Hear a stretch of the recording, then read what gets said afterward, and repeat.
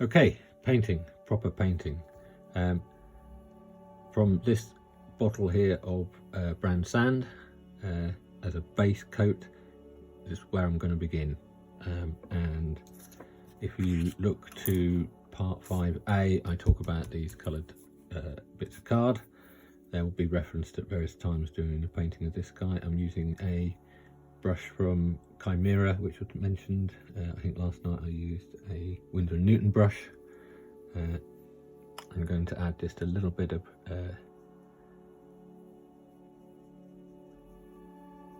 water to this. I don't, you know, it's not an exact ratio, it's not an exact science, but let's see. I want the paint to go on in a couple of coats, so that it's 2, maybe 3 coats. I'm quite happy for that to go on. I'm not expecting to see that black disappear first time. It is not an issue if it takes a little bit longer than 2 coats of paint. What we're after here is nothing more than a clean blocking of colour, effectively, for the purposes of adding those effects, the highlights, the shades, and we want this as smooth and as clean as possible. So it's better to have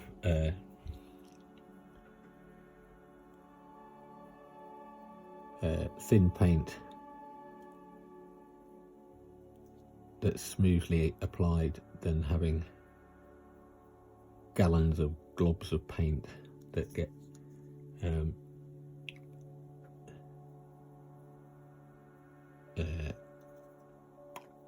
flood the figure. Another point before I shut up and speed up the film, but clearly not the painting, is before you go to apply a second coat, make sure the paint is dry. This is not pigment in water, this is pigment in a binder that will, if it's not set properly when you apply your second coat, you will just end up pushing that partially good binder around, and that will get cloggy and ugly and damage your smooth surface. So make sure it's dry first of all. Now, I've probably mentioned this before, a hairdryer is really handy to speed up the drying time of these things. But I'm going to shut up now and I'm going to speed up the film just so that I can come back when I paint it, because it's actually really boring to watch somebody paint. So those who did miss last night, what did you miss? You missed bits like this. So see you in a minute.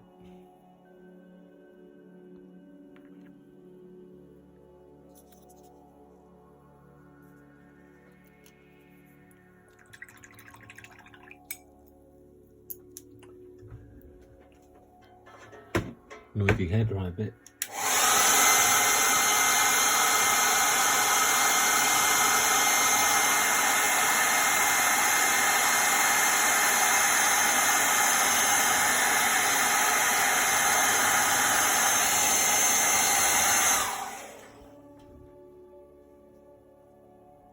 Right.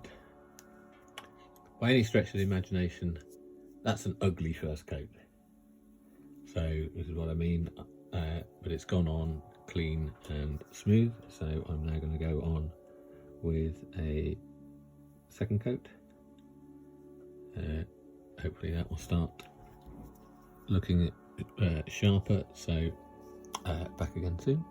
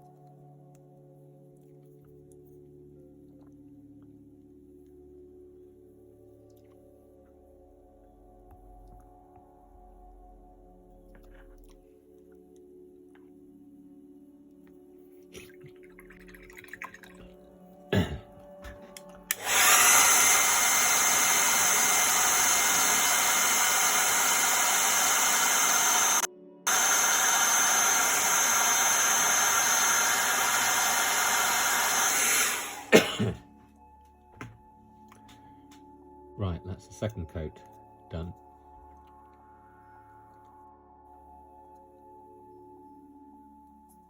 And it's covered nicely.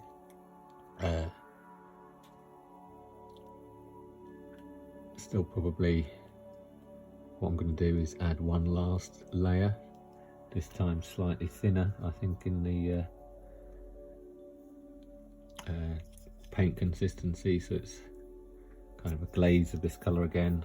Just the water that's already in my brush from giving it a little clean will probably help with that. So this will probably be all I need before I can go on to the next stage.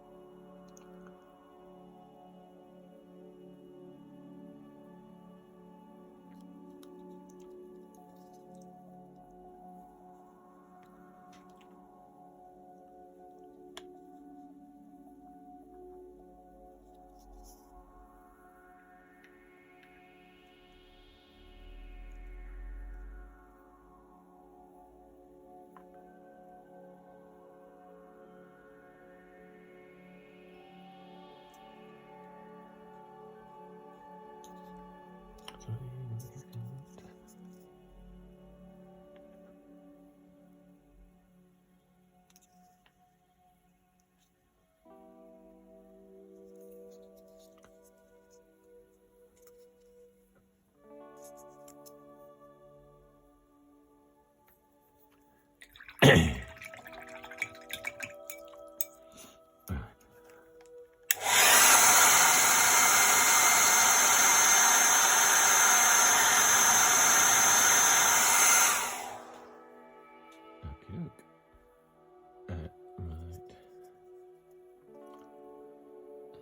in. So that's 17 minutes clock time at the moment, and hopefully that will be a lot shorter once I've sped up a bit in edit. I'm going to pause here before going on to the next bit, just to keep things in bite-sized chunks. Well, I don't know how much of a bite-sized chunk this is. Some last minute thoughts were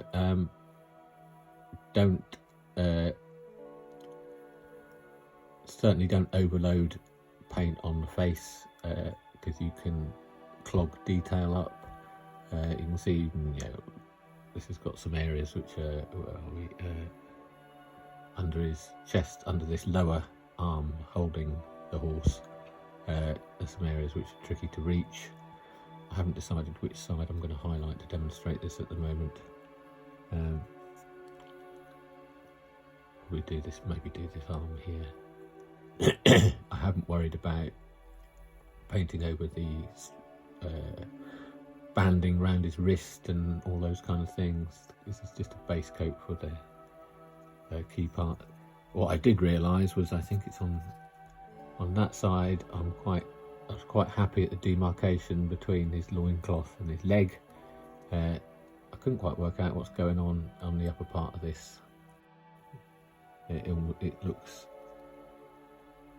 I can't work it out yet. It's sometimes you have to put paint on things to work out what's going on, and there's a slightly odd part of the sculpt on his left leg.